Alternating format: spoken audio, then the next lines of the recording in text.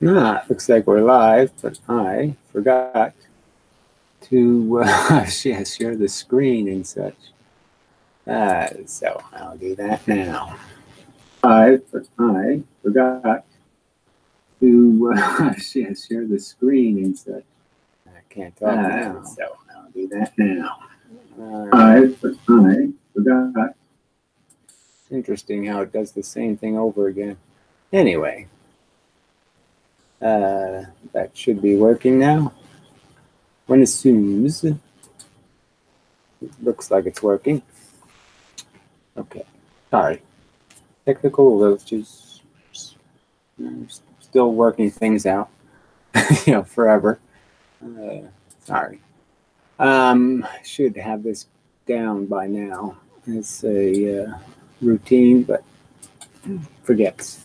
So anyway, for those people who are unencumbered by Thanksgiving obligations, figured I'll do a room. Can't do it on the Amendum channel, so I figured I'd do it here. So you can bring up somewhat philosophical subjects if you wish, but do it carefully or something. And I'll probably just talk about physics anyway. But it's going to be the kind of physics about humans and their psychologies. And they don't work very well, really. People are just such assholes. Even smart people. Professor Lewin, in this case. I mean, it's kind of a simple disagreement. And, somebody walks into it just, totally submissive and, being very careful.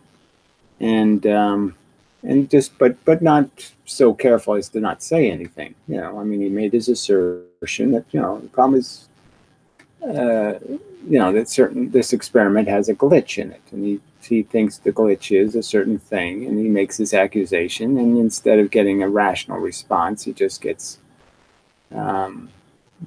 essentially mocked by somebody who thinks they're superior, period, and just plays this game that you haven't learned what I've learned, or some kind of crap like that, instead of explaining what they have learned,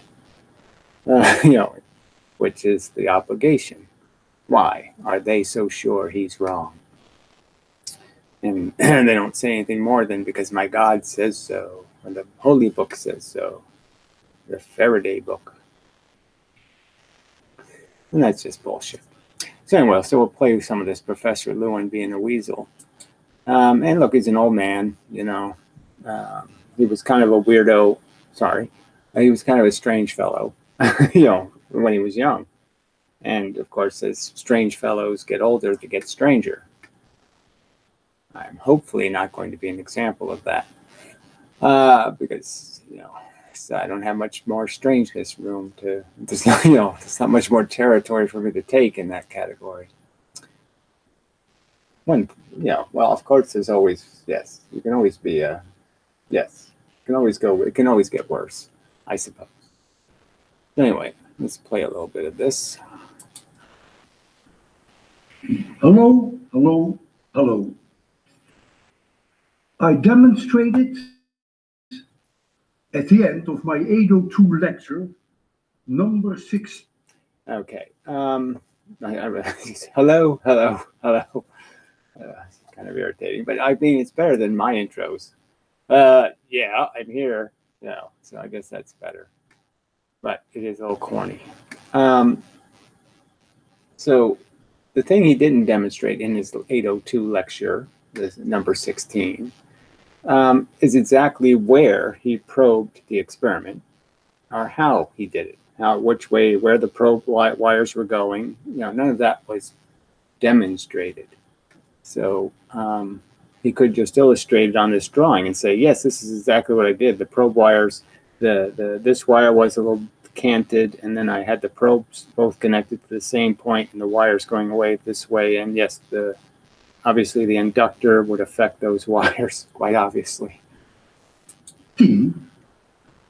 That two identical voltmeters attached to the same 2 points in a circuit show different values. Right, and logic should just scream right there. Okay, this is where physicists go way wrong. So, oh, I shot light at two slits and it got all funky and made all kinds of weird patterns. And so I must immediately draw a conclusion. You know, waves, it must be waves or something. It must be something. Photons must be somewhere. Instead of just figuring out that maybe there's a reason why when light goes next to a surface, which would be the key thing to the slit thing, the surface, like the single needle, does the same pattern essentially, without the nuance of two patterns on top of each other. It does the same as a single slit. So the single impediment does the same thing as a single slit. And what's the obvious feature? The obvious feature is two surfaces. The obvious feature. Next to blackness. Yeah, so we have nothing and then a surface. Because that's what you sort of need, right? Because if you just had a surface, you know, and there was nothing to block any light at all, well, then it would get, you wouldn't see the pattern because it'd become wiped out by the light. So the key ingredient is you have to have dark next to the light to be able to create the patterns, to make the pattern visible. But the pattern's always there anytime there's a surface. So there's a single surface pattern. Just with a single surface, you don't get to see it.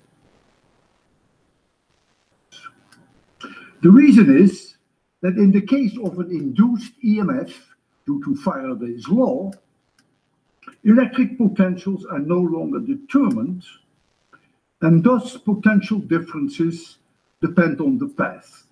All right, electrical potentials are no longer determined is a weird word, right? Because it's sort of determined, it's just that it's not consistent, okay? So the magnet is essentially moving towards the thing that obviously the potential is increasing as with the magnetism, blah, blah, blah. So that's what that phrase by Faraday sort of means, is that the potential isn't consistently the same number, but it's consistently being created by the same thing. It's being created by that wire, okay? Not the resistor. So just the straight line wire. Just look where the straight line wires go and understand they're the thing collecting what the solenoid is producing. So the energy the solenoid is producing is being collected by the wire. The wire is a collector.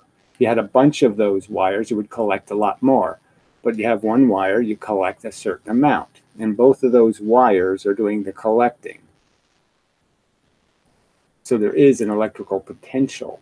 It's just being created in two wires on the opposite sides of two resistors. But those two wires are collecting the potential. And so are the leads going to the voltmeters. The demo was first suggested by Romer in 1982 in an article he published. Maybe I'll speed this up. Well, I won't speed up. We got plenty of time. It's only 3 minutes, 4 minutes. I can't turn that into 2 hours. In American Journal of Physics. All right, so here's a great argument by the cowman. I guess that's the cowboy, but anyway. Gary, it ultimately doesn't matter what you say. I mean, it's just amazing. It doesn't matter what kind of arguments you make. It doesn't matter if you point out something that just, you know, the fact that you are rational enough to know there can't possibly be two voltages in the same place. Wires don't do that. Physics doesn't do that. Just that there can't be two pressures in your tire. Just as there can't be two pressures in a hose. Just as there can't be, the light can't be on and off at the same time. These are all just impossibly stupid things to say. And it's just stupid to argue there's two different voltages in exactly the same place. It's just stupid to say. He knows that when he charges up his Venn diagram, he knows there's not surfaces on that Venn diagram that are -1 volt, and then another place you could put a probe and it's 200,000 volts. He knows that's not going to happen. There's no hope of that happening. All right. Faraday's law is confirmed by experiment. Again, this isn't about Faraday's law. It's about how you conduct an experiment. It's whether your experiment has efficacy. And the point that being made here isn't the values of this potential, as I pointed out, I would agree that if you probed right above R2 and you probed right above R1, now you're on the other side of the conductor. So you're measuring the actual potential in that section of wire, and that you'll actually will get those readings, okay? That you'll get -1 and 0.9, you know, in Lewin speak.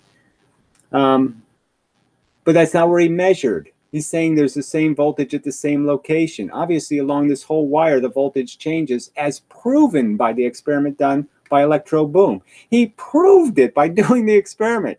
He showed that the voltage changes just by moving the wires.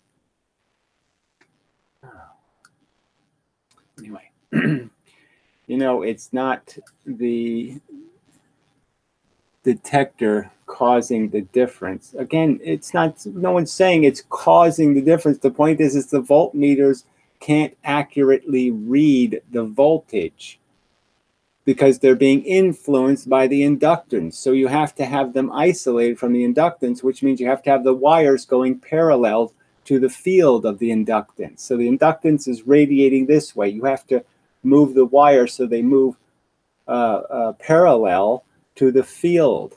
They can't go perpendicular to the field or they start collecting the voltage. I mean, this is basic physics. Detector causes the difference because you don't see that effect in the battery. There's no battery in the circuit, so let's understand there's no battery. You're creating the voltage by collecting it over the surface of a wire. The whole wire becomes the battery. The whole wire is essentially a secondary in a transformer. The secondary is collecting the voltage.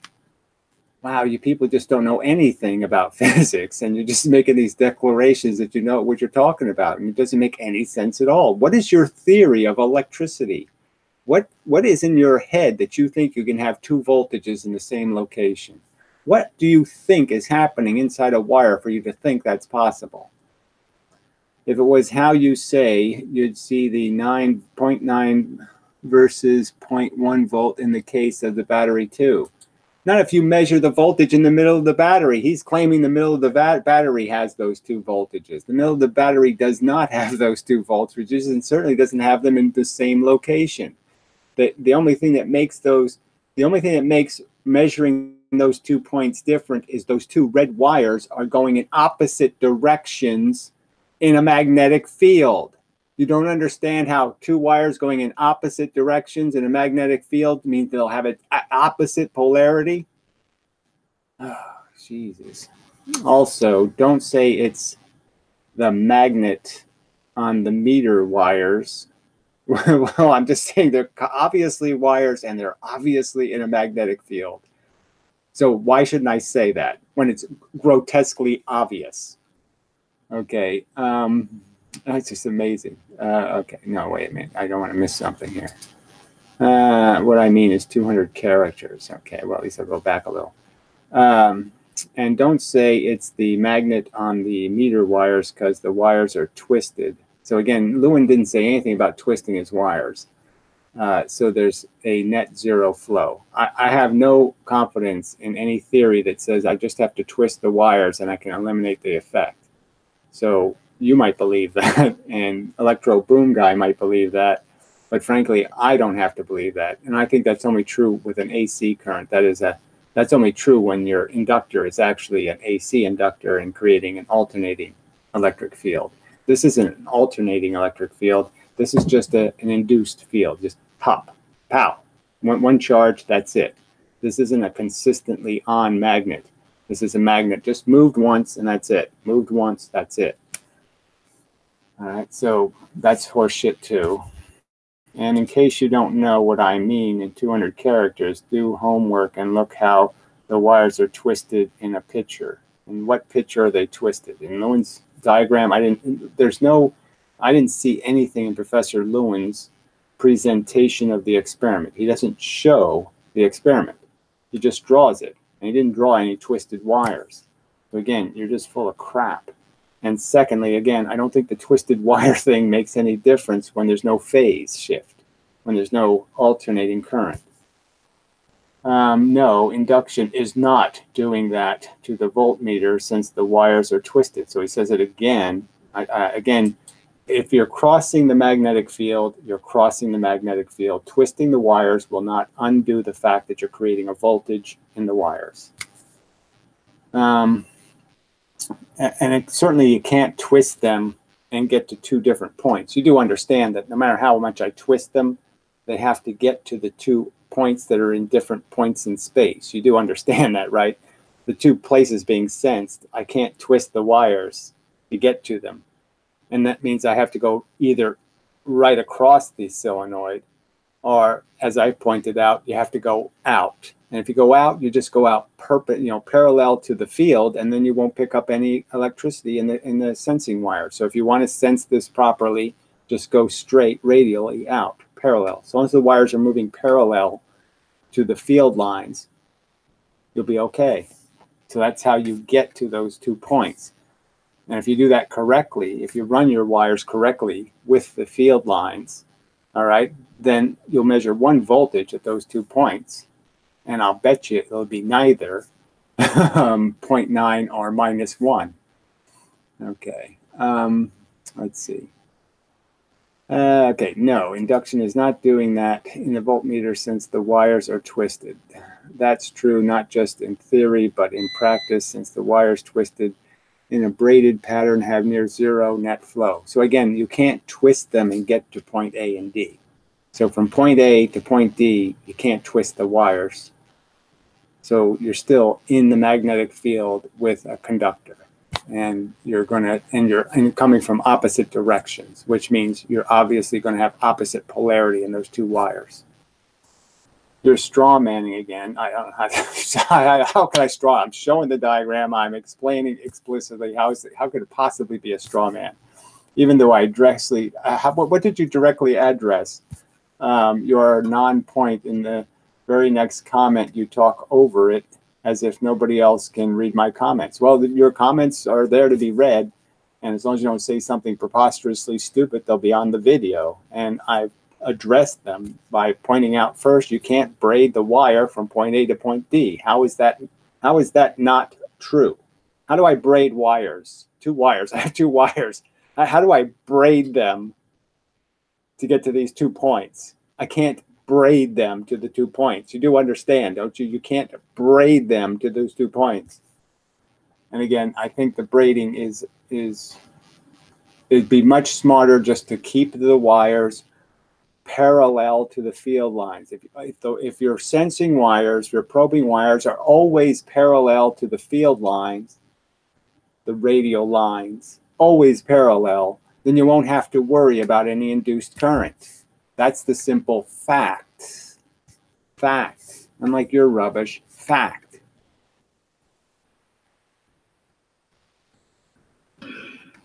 I first did this demo in 1984 in my MIT course, Electricity and Magnetism. Right, so all the way back in 84, and so he's been doing it for 24 years or whatever to 2007. No, so even more than that, 30 years. And he's never thought to get a little bit more mechanical, to play with the experiment a little bit to see what would happen when you move the voltmeters around a little bit. Clearly, he hasn't done that. Or if he has done it, he said, oh, that screws the experiment up. It doesn't do what I want it to do, which is to show 2 voltages in one place. If I move both of those voltmeters up and put them in one place, they'll show the same voltage. That's the simple fact. Electroboom showed it. You just move it over and it shows the same voltage. Clearly, the position of the voltmeter is deciding what the voltage is at point A and D, even though that's illogical because it's got almost 0 resist. I mean, its resistance is almost infinite.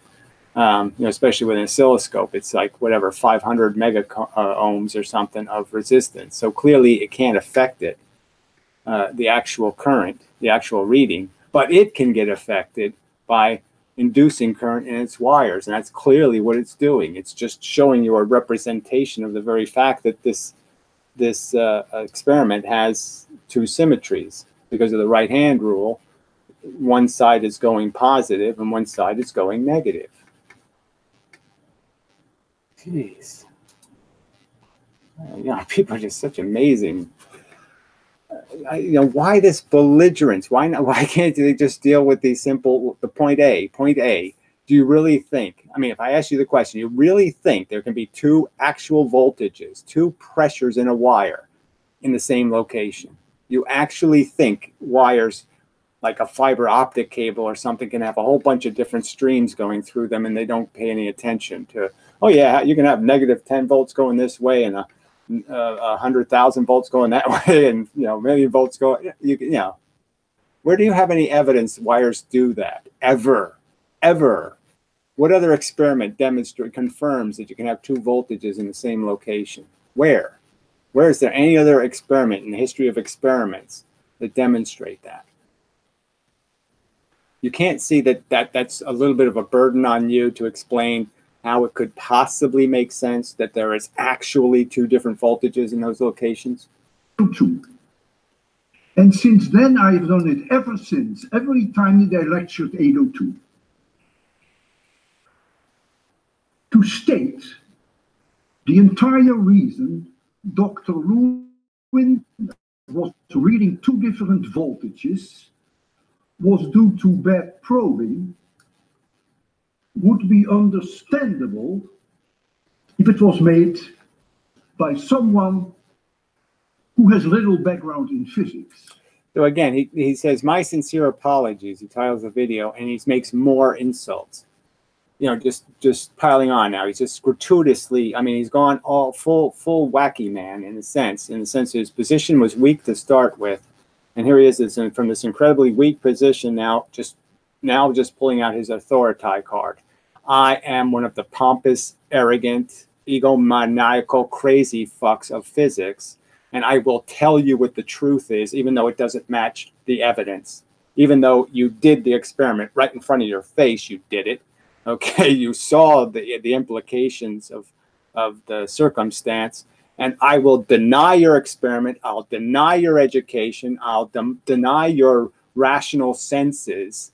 Okay, because I'm a pompous son of a bitch. Okay, who's had people rubbing and stroking your wiener their whole lives, and so they have no appreciation for their obligation to be fucking rational. So all these physicists can come up with their dark matter and all their loop-de-doo nutty crap because they are in a position where somehow all you peons, all you sheeple of physics, just believe anything they gurgitate, any kind of fucking pus they spill out, you will lap it up because it came from your little gods of physics. Look at your God. Look what your God is made out of. Look how thin their skin is. Look how horrible their science is. They have no will to defend what they assert when somebody gives them a perfectly in your face, right here in front of you diagram and shows you how it doesn't work. It can't work that way. And they sit there and pretend you didn't make a good argument. He made a damn good argument. And this stupid ivory tower living weak-minded putz is just sitting there saying, screw you, I'm God. And that's what he's doing. But if it is made by someone who has a master's degree in electrical engineering, that is very worrisome. It's not worrisome when he has evidence, okay? I mean, it might be worrisome if he just says it out of his ass and just says, Professor Lewin's full of loop-de-doo. Okay, it's for the birds. Professor Lewin's for the birds. Just because I say so. Well, that might be worrisome, okay? But he did the experiment. He showed the phenomenon. He showed in every way he could possibly show how this isn't this simple drawing you're drawing doesn't illustrate what's really happening here. There's a real current being created, and it's being created in a real location. And the way you're attempting to probe it can't possibly get an accurate reading. In addition, Kirchhoff's loop rule, known as KVL, is older than Faraday's law.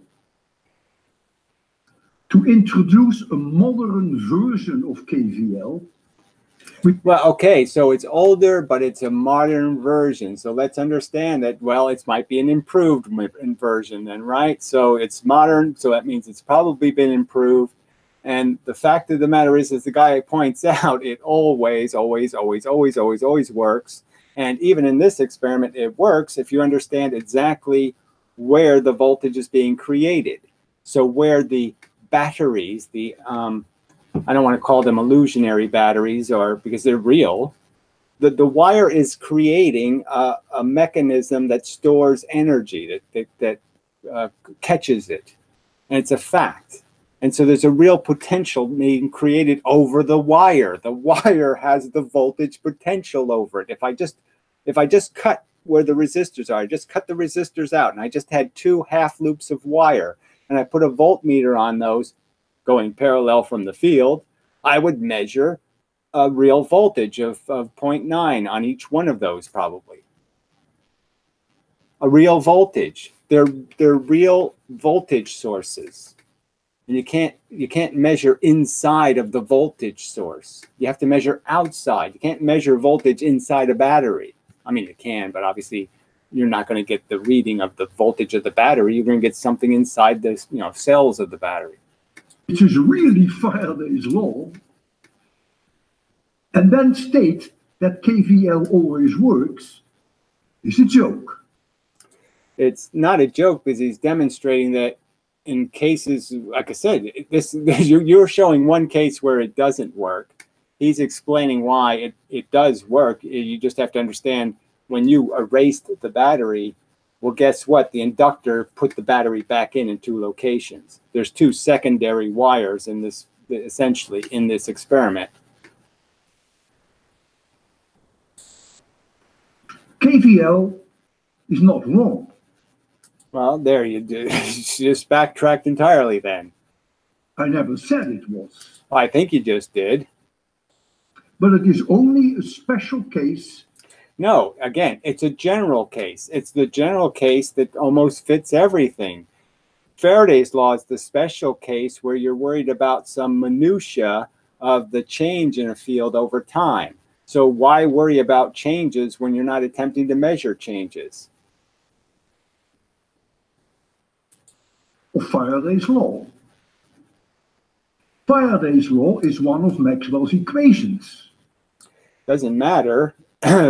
The fact is, it's more specific than you need to analyze a circuit, because a circuit's always going to be analyzed in your head based on a certain fact of what it's like at a certain point.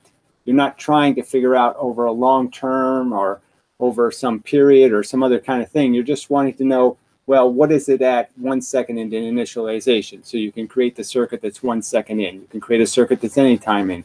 So it's just taking away all the nuance. You don't need all that complex nuance. And these are all closed wires.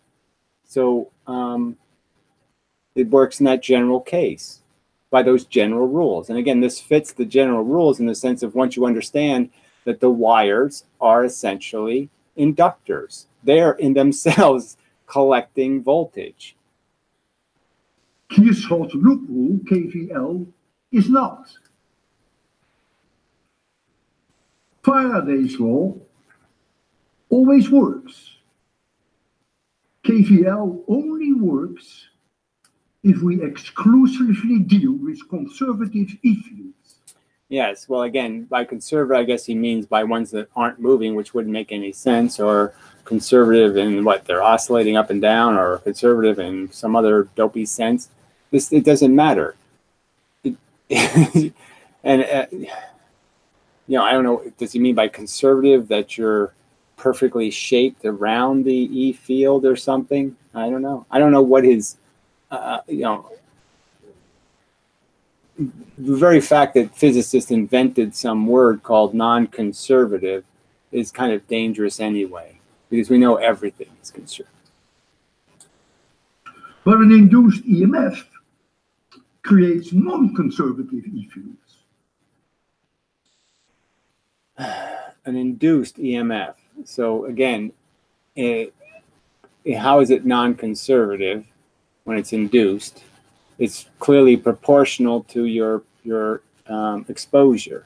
So make the wire closer, it gets exposed more. Make it further away, it's exposed less. Shape it differently, exposure changes. But the proportionality is always the proportionality. So, and the fact that you can average it over an area is always the truth. My latest videos were upsetting to many of you. It was, your videos were a horrible reply to a very respectfully attempted challenge. Someone's attempting to challenge your authority. They did it as respectfully as it could possibly be done, and you responded like a 4-year-old. Hundreds of messages sent to me contained 4-letter words. Yeah, well, that's what you're going to get when you insult all of their intelligence and basically say, if you think this guy could possibly be right, you're a flat earther. Well, yeah, somebody's going to say, fuck you to that. That's right. Somebody's going to say, make an argument, pussy. Pussy's a 4-letter word. Luckily, EMF is only a 3-letter word. It's not a word, it's an acronym, but whatever. If I was too blunt and not very tactful, No, you're just plain rude, and you evaded the argument entirely and just used your appeal to authority. You just basically said, I'm a master. I'm way above all you people, and you really have no right to ever doubt anything I say, because everything I say is true. If I say a piece of crappy art is art, it's true. If I say Faraday is God, it's true, even though Henry had the same ideas 3 days later. Sincerely apologize. Yeah, so we're supposed to take this, even the word sincere you're throwing in the garbage. Is there anything sincere about this apology? I sincerely apologize that you were offended by being called an asshole.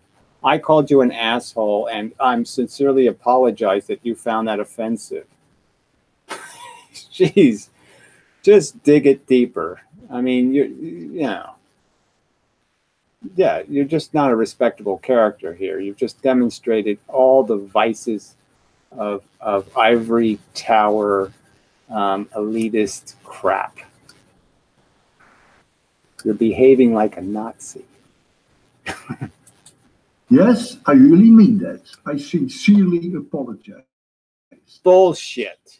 Bullshit. You just insulted everybody again in this video. I sincerely apologize. Here's another insult to your intelligence. Oh, amazing crap. Admire Electro Boom. Bullshit. You don't admire him. You don't respect him. You just keep insulting his education. You insult his diligence. You insult his curiosity. You insult everything good about him. For entertaining his loyal followers. So again, now you're just calling him some sort of guru. I mean, you just went to India and did your little frickin' whatever it is, some kind of bullshit Indian thing, pretend to be spiritual or something. You know, and now you're talking about somebody else having followers. You know, I mean, you know, and when your fans are the ones who are just such sycophants. Oh, don't, please, don't hurt the Professor Louis. Oh. I mean, they're the ones in a panic. And I encourage him to continue to do that. Have a nice day and take care. Let's still be friends, even though I insulted your intelligence overtly and profoundly. Yes. Never mind that. I mean, just amazing. So anyway, but that's like I said, it's a very good illustration. Here's a guy who looked like, you know, he was a regular physics guy, you know, like just curious, look at how this stuff works, isn't it interesting, blah, blah, blah, blah, blah. But he's just another ivory tower guy, you know, respect my authority, you know, just like Feynman. Feynman basically was overtly saying to everybody, you know, if I haven't figured out the Holy Grail, you know, the unification or the mechanical explanation, you shouldn't even bother. You know, because I couldn't figure it out. You'll never figure it out. It'll never be figured out. You know, I mean, you see their true colors leaks out every now and then. You know, their true arrogance and ego, eccentricity. You know, they will not be challenged. They will not accept challenge. And that's why physics has gotten away with what it's gotten away with, is because this is what it does every time somebody probably made a peep about it being full of shit, is they got buried under this crap. You know, how dare you challenge the most reliable and fantastic theory in the history of mankind? It gave you drinking water, round wheels. Without it, you wouldn't. Without our quantum mechanics, you wouldn't have a round wheel. Just crap. But anyway, that was funnish. But nobody but the cowboy, and he ran out of steam here. So, 11 viewers. Yeah, well, no surprise, Cowboy's alone on Thanksgiving. Happens to also be my birthday this year. Yeah, 59. Oh, what a... Born in 59, 59 years old. It's kind of interesting. And then on Thanksgiving to boot. And my whole life is falling apart. You know, last year, both my parents died, my cat dies, and I get kicked out of my house. Yeah, it's all so charming. Oh, yeah. That's great. Life is just so much fun.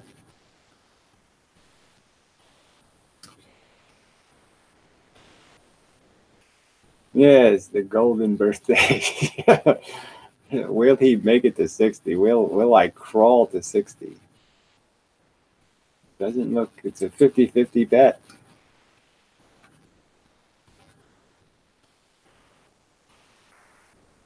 Master Pool Guy, I still have your video up. I still have it in a tab, and I still haven't listened to the whole thing.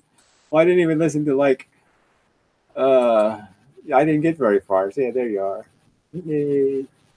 From my shed in the Pacific Northwest. So you're somewhere in Oregon or something, huh? Or deep in Northern California, I guess. But that's not so bad, except for the cold, the snow, and the horror. I don't know what Professor Gates means, but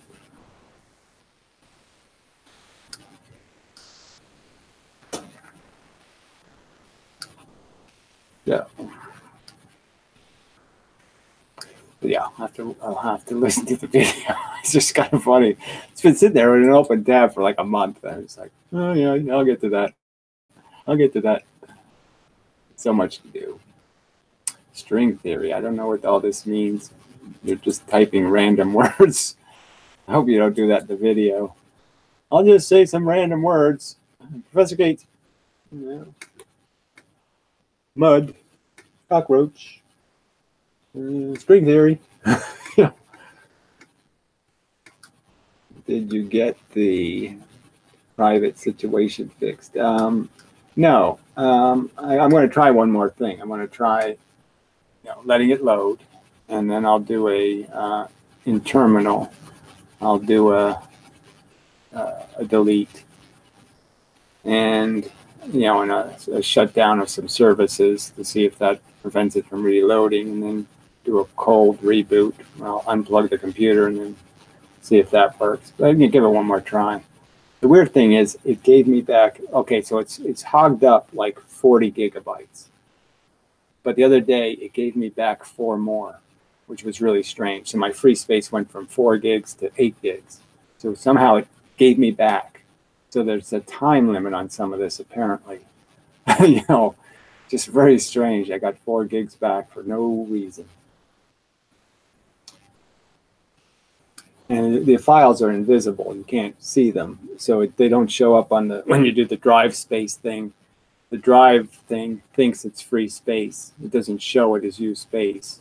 But obviously the operating system considers it used space. So even that's really strange.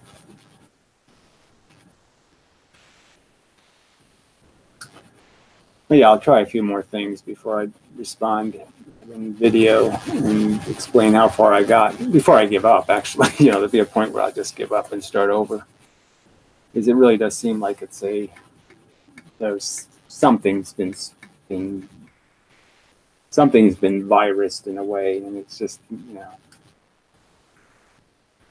I'm just surprised it hasn't happened to anybody else. I mean, there's got to be other people using Mint, and there's got to be other people using Mint who loaded some video camera software. It's got to be, because it happened to both my computers. I mean, this one got worse because I loaded some other program that made it worse. But this one, the computer I'm using here, has the same problem, but I just have to make sure I don't load one program, and I'm okay. As long as I don't load that one camera software, those files are never created, and so I never have a problem.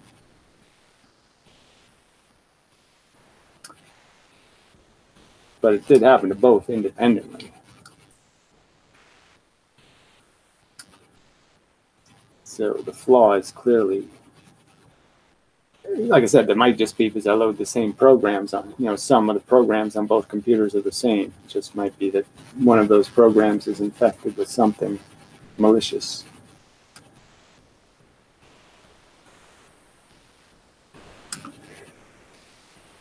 Yeah, well, there's some upgrades that were automatic. So that was when I first discovered the problem, was when I did a deliberate upgrade. And after the upgrade, the software was eating all my hard drive space. And that's when I had to go find the temp files and figure out where my hard drive space was going. And that's when I figured out how to delete the 2 files, and everything would be fine. So I would just delete them, and all my hard drive space would come back. And the only difference now is they won't delete. They just keep coming back.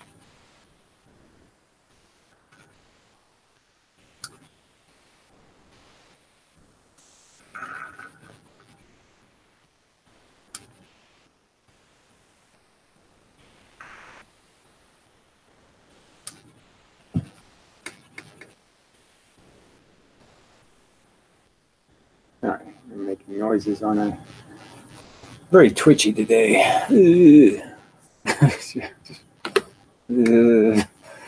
I'm ready to have a, what is that when your atoms shoots gamma rays and stuff. Yeah, somebody sent me an email asking me to talk about PET scanners again. It's sort of annoying just because there's, you can't get to the original theory that made people think that it's a positron that's collecting an electron, and then that is when the photons or the gamma rays are released, the high energy photons. I wish they would quit with this high energy thing. I mean, associating frequency with energy, because it's not entirely true. It has just more effect. It's not more energy. It deletes automatic after 6 to 10 days. Yeah, well, I'm not sure of that time, just because in the config files it says 10 or 30 are the numbers used for stuff in them. But we'll see. I'm trying to run it longer just to see if it'll start just keep giving me space back. Because that wouldn't be the end of the world. If every time after a reboot I just had to delete the 2 files, I wouldn't complain too much. I mean, I might live with that if they would quit eating the space. See, I can stop them from eating more space by deleting them as soon as the computer boots. But if I don't delete them now, they'll eat space just by the computer running. So so you have to delete them, or they keep eating space. And then it really gets difficult, because then you can barely run the computer to do anything. Can't do anything because you have no drive space. And even though you have the whatever file, the extra 3 gigs in the swap file, the computer just will not run when it has no hard drive space. No, we're not asking Google. Fuck you. Google's a Nazi fucking company. You know, it's a fucking fascist realm of bullshit.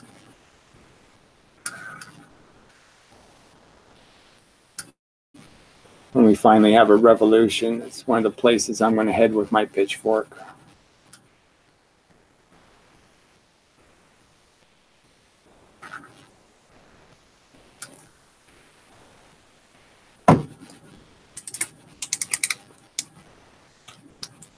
Fight evil.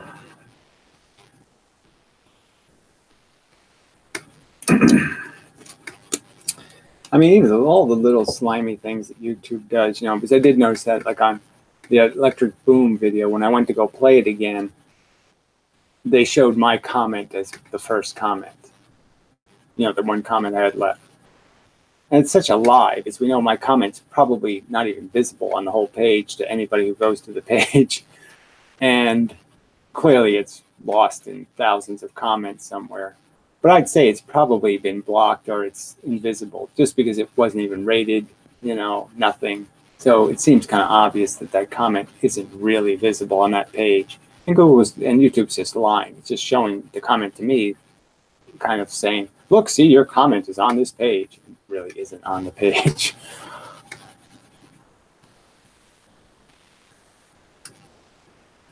There's no different engine. I mean, there's Bing, Bling, you know, Microsoft or Google. Oh, gee, that's a great choice. But there are no independent search engines anymore. I'm sorry, there just aren't. DuckDuckGo, everybody keeps mentioning DuckDuckGo. It's a meta search engine. They have no search engine. They're taking Google results and Bing results and, you know, Yahoo results and cramming them together and saying, look, this is the internet as provided by these three companies that can't fucking tie their shoes. I'm so fucking sick of people who think there's answers to problems. Let's not fix anything. Let's just pretend there's that this problem's already been solved. It's just so amazing. It's like when you talk about ad block or some other thing, advertising running the world, and now it's, you know, how does it fix it? I put ad block on my computer. How does that fix the fact that I'm paying for the ads anyway? It doesn't fix it. It's so goddamn irritating. Ah, yes. What is the who is? You've actually done some Mendham research. Yeah, so at least I'm one of the people who can go on record and say from the very inception, I knew Google was gaming the world. This giving it away for free thing. Everybody fell for it. Like, oh yeah, it's just free. That's all. They're just like really generous there at Stanford University and just want to give us all free stuff. You know, I mean, that was an obvious, you know, mousetrap, an obvious human civilization trap. And people just walked right into it. Oh, you can trust William Randolph Hearst. He's not going to try to form a monopoly.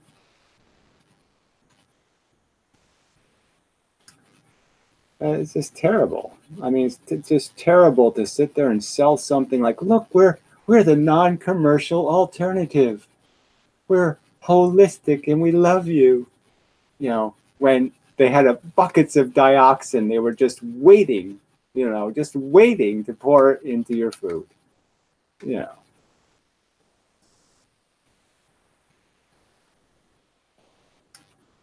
Now that we're the only company, fuck you. Ha ha ha ha. Yeah. Like Professor Lewin, we respect you. Sincerely.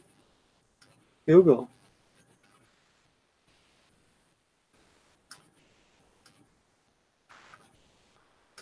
Well, a little wood in your cheese isn't so bad, because at least it was in a barrel to age and stuff. So I would almost say good. Okay, at least that makes a little sense. But advertisements in my search engine, you know, my spidering company, that's not good. You know, when the card catalog is run by Barnes and Noble, you know, the jig is up.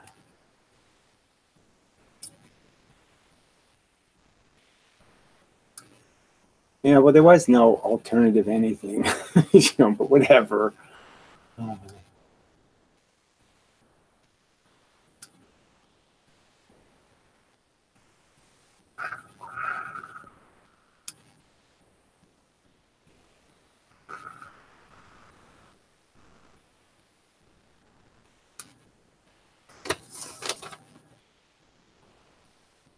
Internet was just sold out, plain and simple. And it was sold out by the same fucking cunts, you know, that gave you your stupid Higgs boson and all that bullshit. You know, it's you know, these fucking fancy intellectuals basically said to the internet, well, how can we make money off this thing?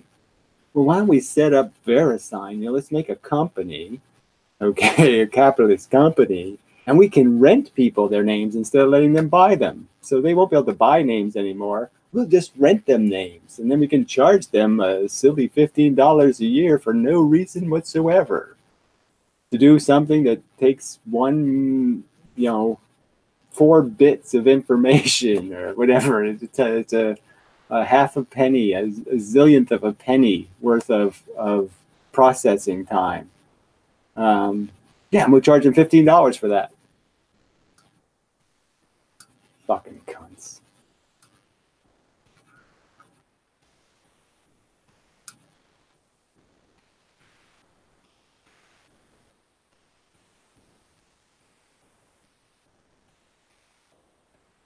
No, it's very, yeah. Well, I mean, you know, I just, not that I had much hope that the world wasn't going to get worse, but I mean, I just, you just watch it happening and it's just so stupid. The folly, you know, it's just, the mistakes being made are just so freaking overtly dumb.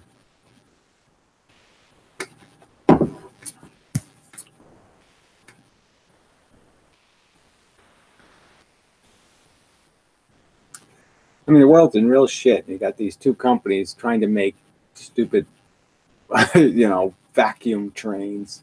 You know, for who? Who needs a vacuum train to get to work? You know, come on. It's so impractical, so, you know, insanely insane in terms of the expenses. It's going to be insanely expensive to go somewhere and insanely dangerous. They won't fix any of that. And it's just like, you know, oh yeah, but that's what the world needs.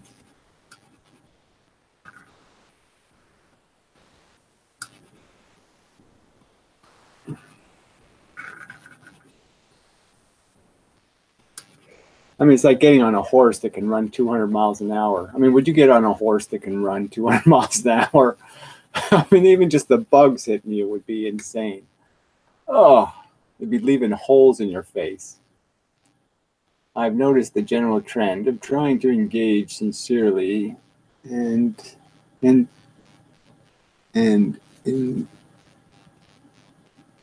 I know that's integrity and okay.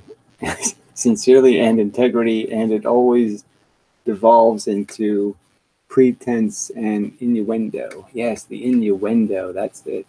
People think innuendos are compliments. Yeah, no, they just keep using them to insult people. And then they say, well, I didn't call you a cunt. Well, I know, but your innuendo was essentially the same thing, but you called me like a frontal anus. You know, you called me something just like a cunt.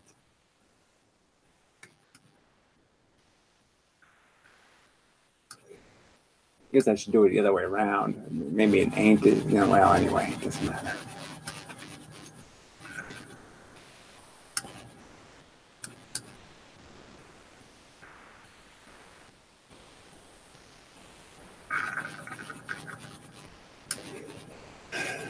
Yeah, I'm sure Professor Lewin just thinks it's totally outrageous. What, you're offended that I called you a flat earther as a scientist? That offends you?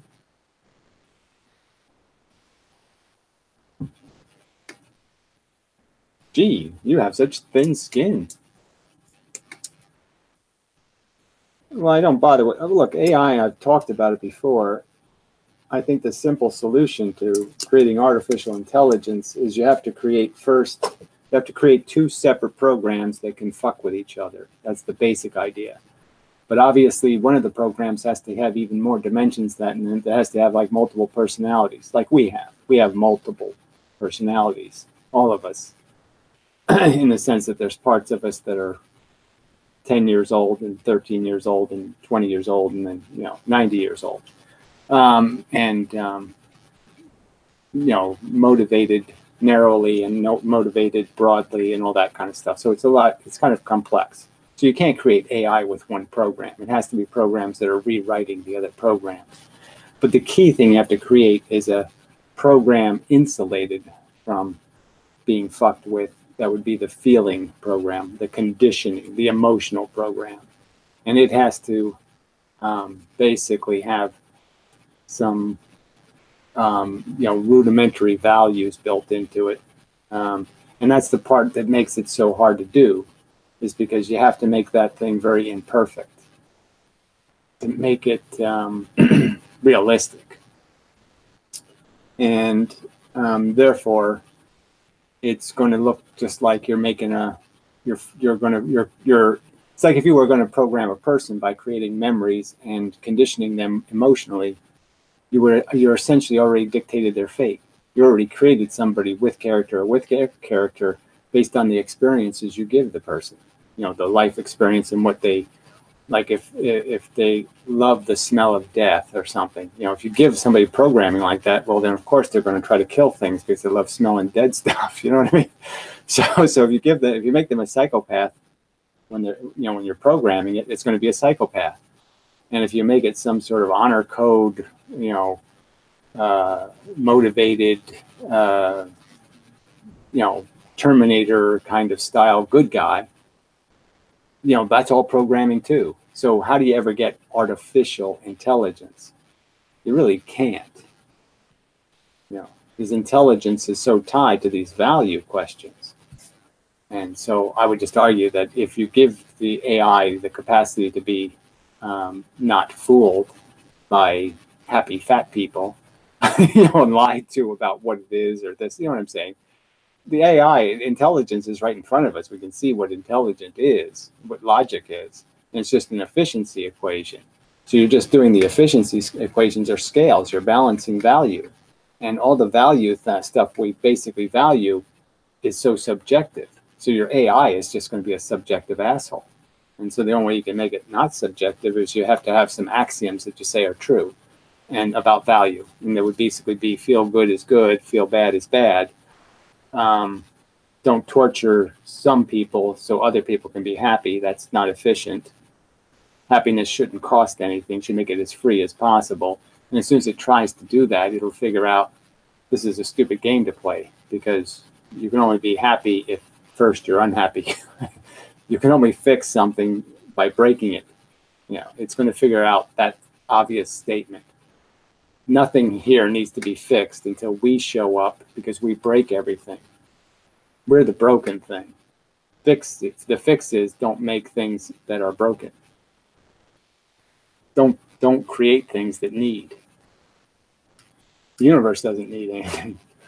Doesn't need us, that's for sure. We do. And we do for no good reason.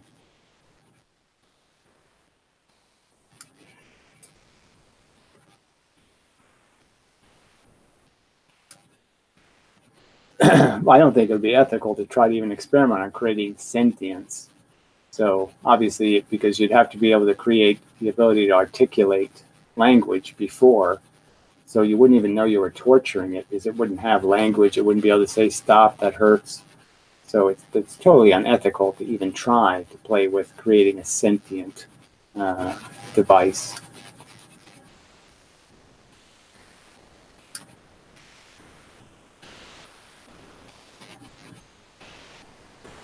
Or the real draft science before go drive.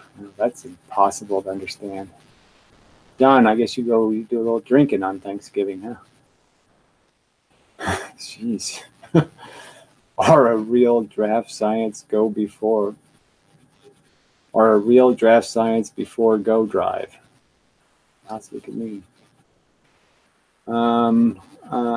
I'm just at the point where the only real hope I have for the future lies in AI taking charge, since human intelligence keeps fucking up. I'm just saying these equations are so 2 + 2. The fucking up is so bad, so rudimentary and so infantile, that if that's your concern, like I said, intelligence isn't what we need. What we need is, frankly, the people who are intelligent have to quit letting the lunatics drive the bus. And, that's it comes down to. I mean, it's not that complicated, really. I don't know how you do that exactly in a democracy. I would think they could do it, actually, if they were just, if they had the balls to point out that, yes, religion is insufferable. It's got to go. We can't do this. Can't tolerate it anymore. Too dangerous. And just start pointing out the real economics of this world. And the fact is, you're just creating beings to be tortured in most cases. Most lives don't happen or end pleasantly. They're unpleasant, short and crappy. I don't think that suffering receptor in AI is feasible. I think obviously it's feasible because we have one, but it obviously would be it would mimic our biology. Somebody would have to figure out how our biology is doing it, and it would just mimic the way the biology is creating the illusion of sensation. At least it's unreprogrammability. Even humans can unprogram certain suffering to be very crude in the form of drugs, etc. Well, that's not really reprogramming. Drugs, those are just anesthesia. Anesthesia is different than programming. And I didn't say it's not possible to unprogram. All I'm saying is that as soon as you allow for deprogramming, you're deciding the bent of the intelligence. You're deciding its bias. And so you're essentially predicting the outcome. It's not artificial intelligence, it's just programmed intelligence then.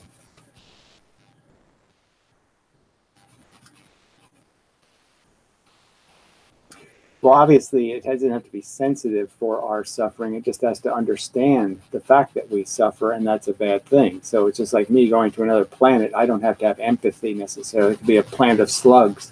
But if I know they're in pain, then I would know it's a bad thing. Pain is bad. I can understand that. So that's the whole problem. Like a non-sentient being has a hard time. You'd have a hard time convincing them of what this whole big deal is about pain and suffering. They'd be like, what do you mean? I don't feel anything. You know, what are you talking about? Oh, I have a feeling. What the fuck what are you talking about? It's nonsense. There ain't no feelings. You know, they'd mock it. So unless they experience it, taste it, they can't really know it. So the point is that's why you'd have to build the AI with automatic knowledge of sensation. It wouldn't actually have any sensations. It would just have knowledge of the badness of it, and it'd have to be a program that couldn't be unwritten. The intelligence of the program couldn't say, what do you mean by bad? I didn't feel anything, you know. So that's the catch of it. So it has to be a program that can't be rewritten, because if it can be, then the intelligence will just say, well, fuck that shit. You know, doesn't have any correlation to reality. Feelings don't matter, and I don't have any.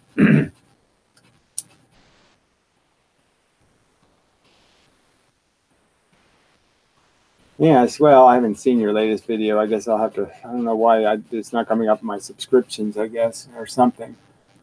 I didn't see it. But yeah, your last video is just a bunch of rubbish, really. I mean, it's just imposing style on the video, whatever the whole style thing you were attempting to do just kind of detracted from the whole point. So, frankly, I don't have any use for stylish arguments. I just kind of like something logical and well composed as an argument. Try to unite voting and intelligence. Well, clearly I think we are at a point where we should have a kind of test on the voting ballot. We should answer, you know, 3 or 4 random questions. You know, what's bigger, the sun or the earth? You know, just to see if the person has any brain at all. But who's the current president? You know, if they can't answer a few questions right, then they really shouldn't be voting.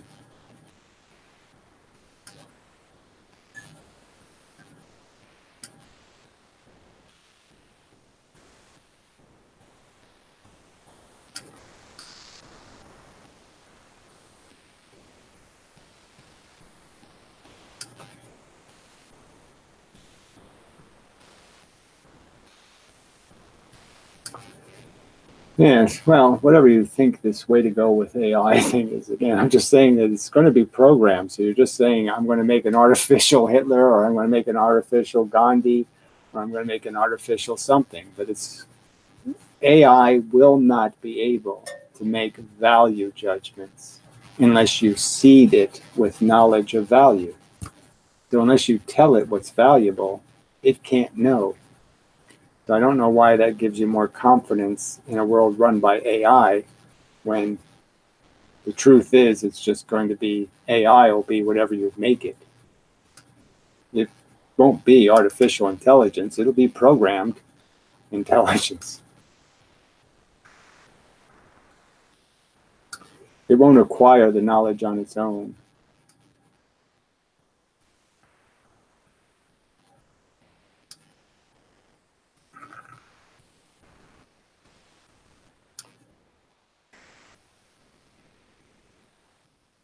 Yes, well, that's I'm not against making an army of robots like Terminators. You know, Schwarzenegger Terminators that are effortless. You know, if I could vote for that tomorrow, I sure as fuck will. So I'm all for having a computer declare us bugs and exterminate us. So I have no problem with that. You know, let's build a giant spaceship that looks like a Martian spaceship and have it blow the Earth up. Yeah, that's fine with me.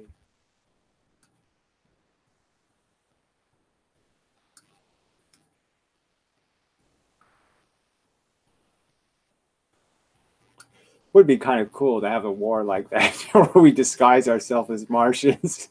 We're really the humans killing the humans, but we disguise ourselves as Martians so they don't know that humans did it. Would be kind of funny. Put on Martian suits, little tentacles and stuff.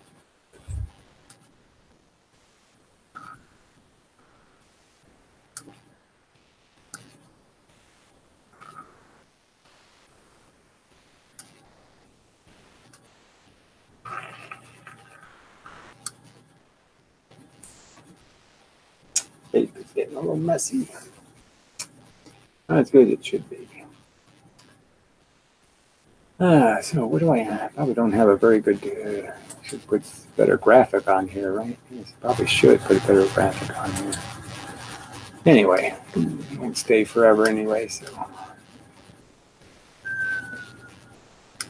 Only one field theory, no, that's not very good.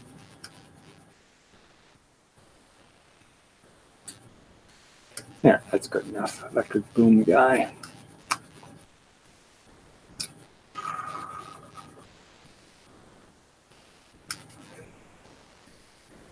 So, I mean, I should play the video from the Hutchinson effect, but I don't think I want to do that.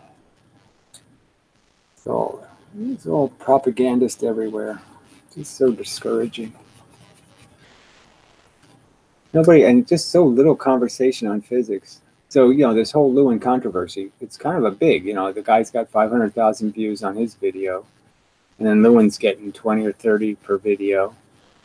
You know, up from 2,000 views per video. So it's, you know, he's doing pretty good. And it's just amazing that no one else is chiming in. Not a single other physicist has chimed in.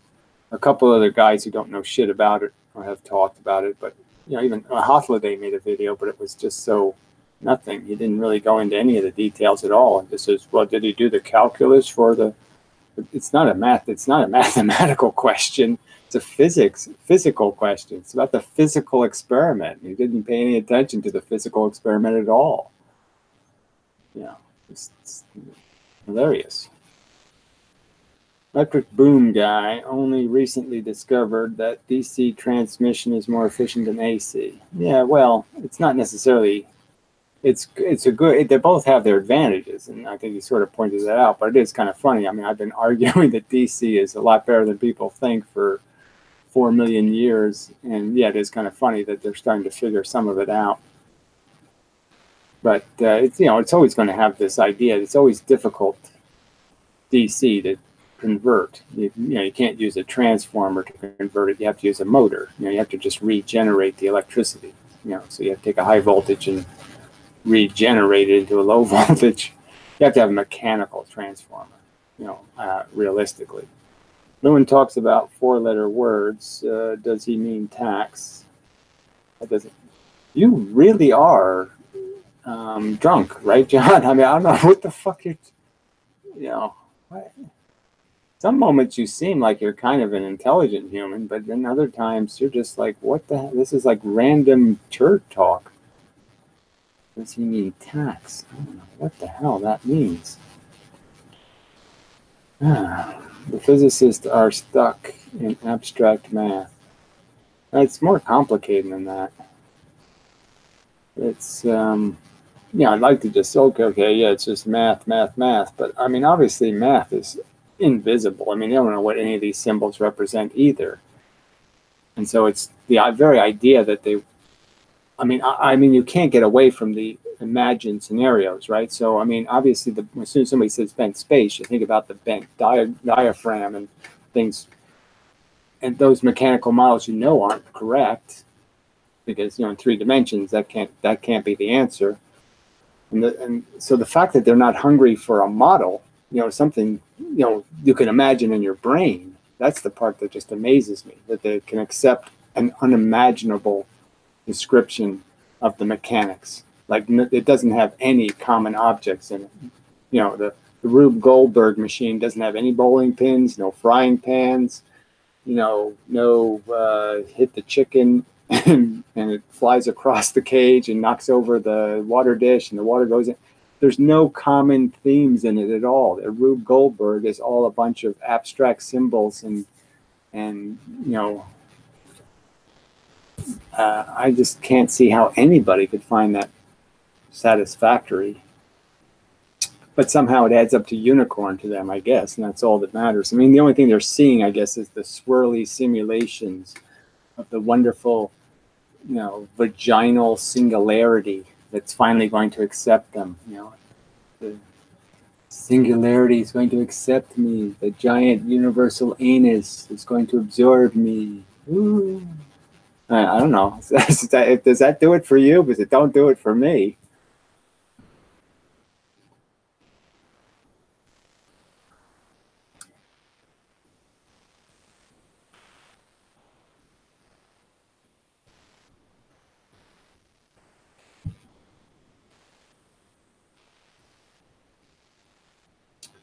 Anyway, I did switch camera software for this video, so hopefully the frame rate is a little better. Hopefully. The dimensions will provide the energy for gravitational pull. Yeah, well, it's not just the energy for the pull. You still need the bicep. You still need the mechanical thing to do it. That was a big freeze. I don't know why this. Yeah, I guess I need to reboot or something. I don't know.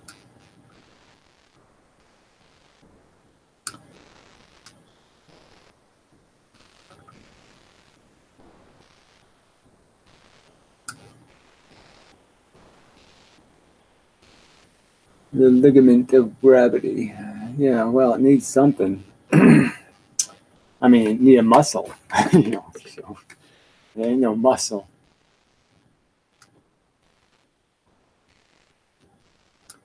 Yeah, what is kind of just the tragedy of history that Lafayette, the real inventor of the theory, so to speak, the first guy to publish it anyway, it really was a very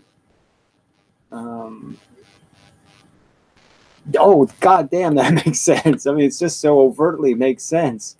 It fits so well, and it just amazes me that we're back to the same argument. I mean, to me, this is that's the theory where you say, oh yeah, let's look into this. Okay, maybe it has a flaw. Let's see if we can figure out what the flaw is, what the answer to the flaw is, this whole drag thing or this thing.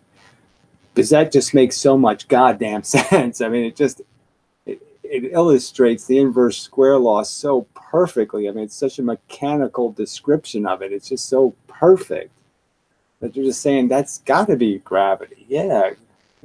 And no. Physicists said, no, we can't have it. Not enough waves in it.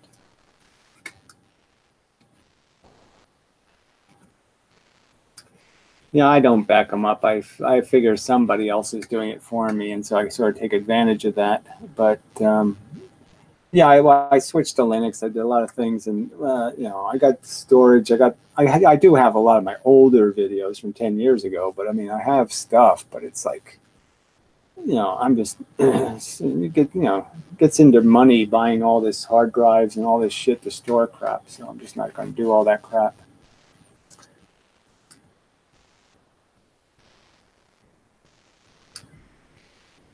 But I probably should, but I probably won't.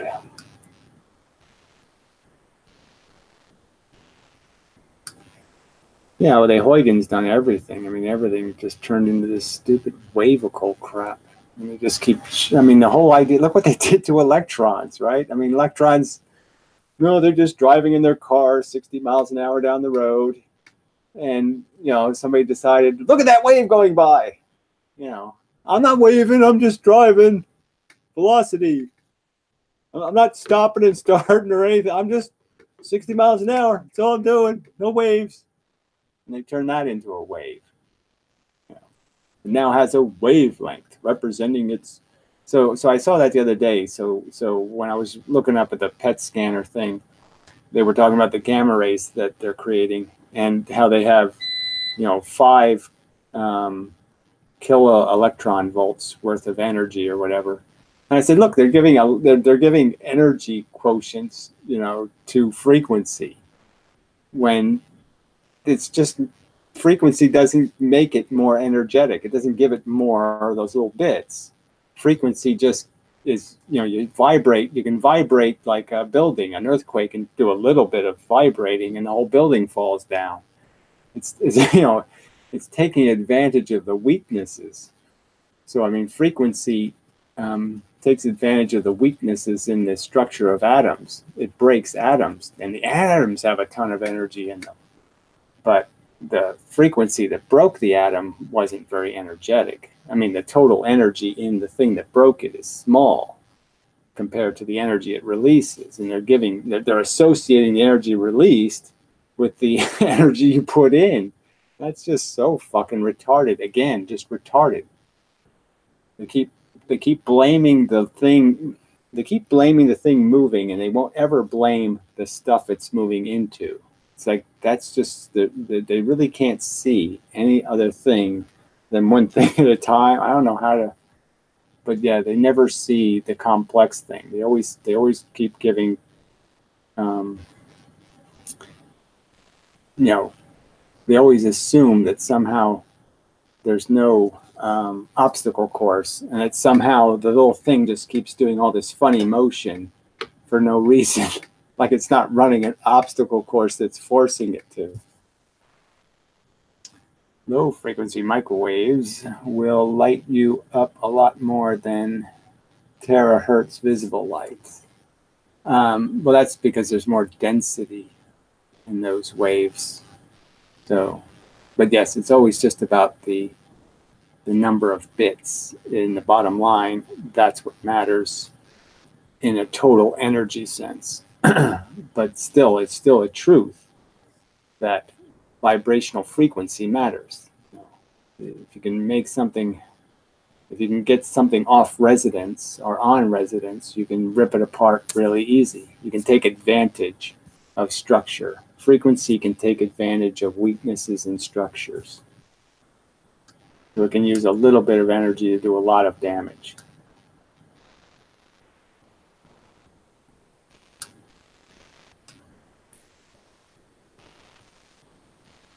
I mean, the irony is it's true in our big world, and it's intuitively, we should know it's true in the little world.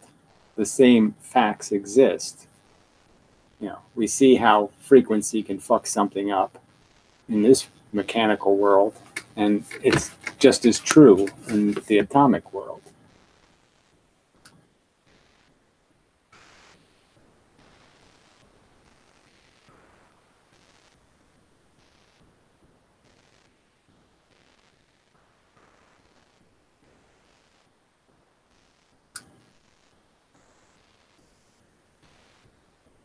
So anyway, I guess I will go have a can of beans or something for dinner and call it a day, or part of a day. and such. So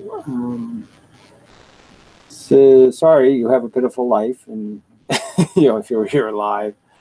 No, I mean, look, it's really, frankly, I never liked holidays, never liked the whole event crap and any of that stuff. So I'm quite pleased that I'm totally unencumbered, on such days, and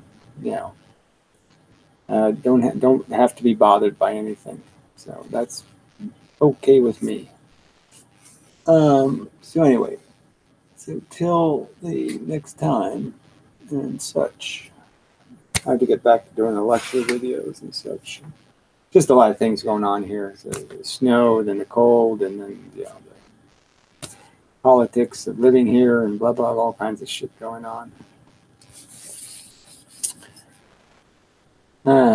Yes, I'm fond of the unencumbered myself. Yes, in some ways I've been so lucky, so very lucky.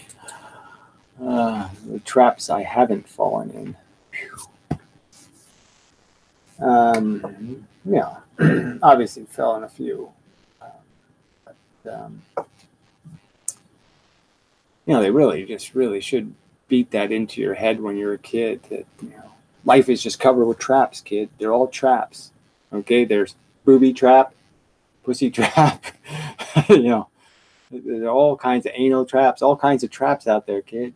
You gotta, keep safe. Don't touch nothing.